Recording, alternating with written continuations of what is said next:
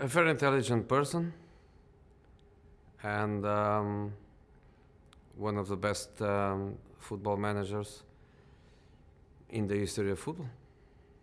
In the early to mid 90s, I think you were helping Bobby Robson at Porto. He was at Monaco. I think in '94 you both got to the semi-finals of the Champions League. But what were your earliest memories of him? Did you know much about him and his sort of pioneering ways? I think pioneering ways.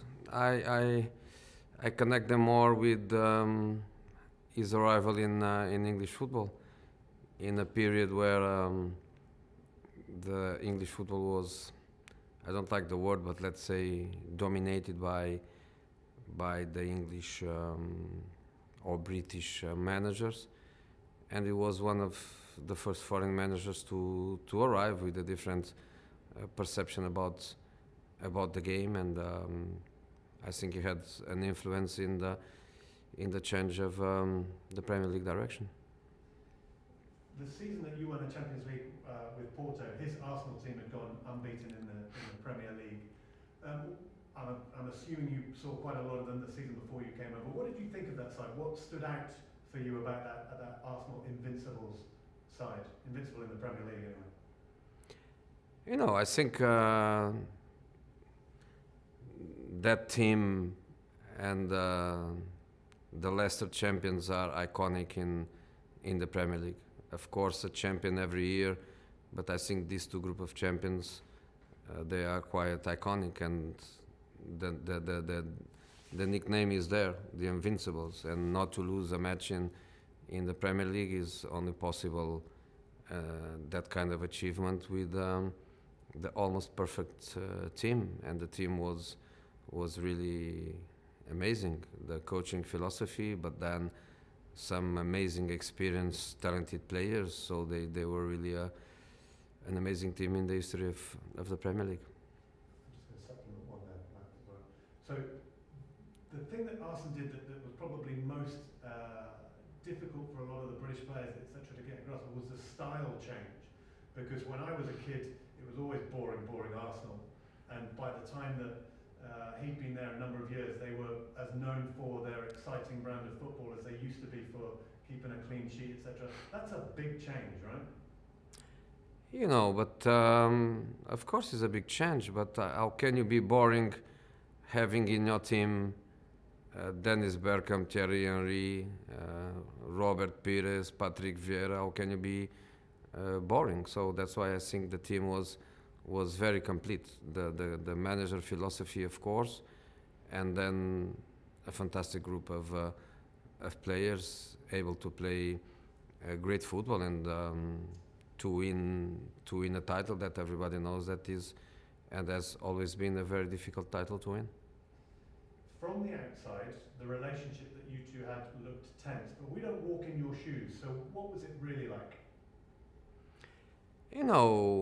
I arrived in England and I found the Invincibles, and I found Manchester United, Sir Alex Ferguson, very much hurted by that invincible Arsenal season, and we were like a third force coming with a Chelsea with a great desire to be a champion for the first time in so many years.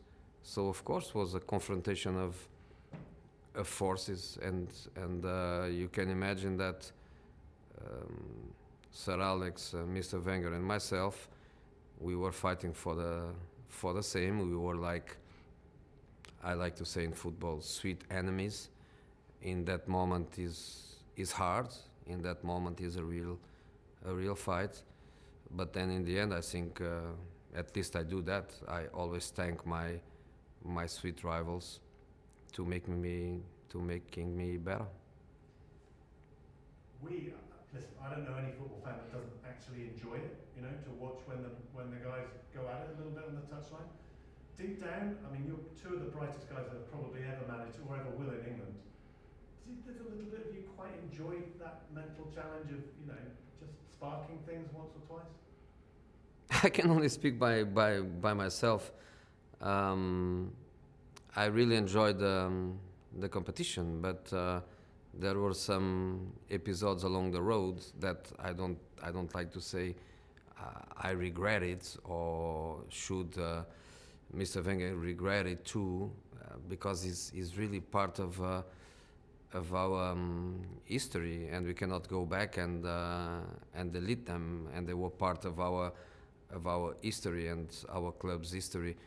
But what I can say is that the real respect is always there. You only have this kind of situations when you feel that in the other side is somebody, is a club that can that can that can make you have difficult times in the competition. That's why I always felt this situation as a consequence of top managers, top clubs, and top ambitions.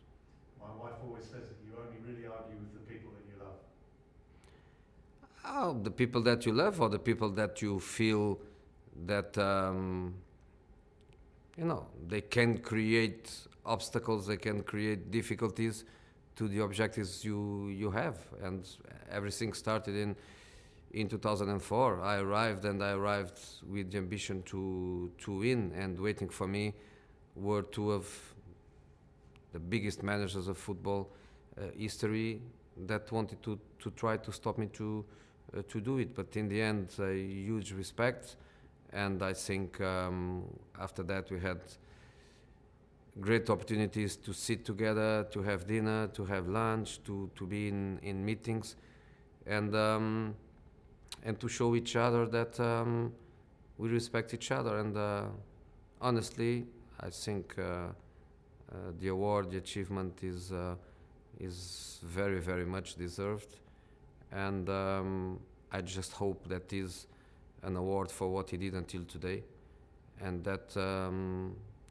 tomorrow or after tomorrow or very, very soon is back to where he belongs, which is to football. Last one. So in England, the feeling is that it's sort of twofold, the way that people judge him. The first 10 years, trophy-laden, league titles, invincibles, and then his legacy maybe, perhaps, tarnished a little bit by the fact that he had to, it's not tarnished by those from the outside, but maybe some of the Arsenal supporters that feel that from the stadium onwards that they sacrificed a lot, and therefore his reputation isn't quite as glowing as it would be apart from those last 4 or 5 years. But what is in your feeling, should our lasting legacy be of Arsene Wenger? My feeling is, where are the next Invincibles? Where are they? Who did it again? Who made people forget that he was the manager of the Invincible team? Lots of philosophy, lots of talk, lots of PR. Football today is a lot about this, but results. And who did better than him? Where is the next Invincibles? So the era of transition really is, you've got to accept that when a club moves from a smaller stadium to a bigger stadium and has to make those financial setbacks, etc. He still won trophies, he just didn't win the Premier League, and it's difficult to win the Premier League, right?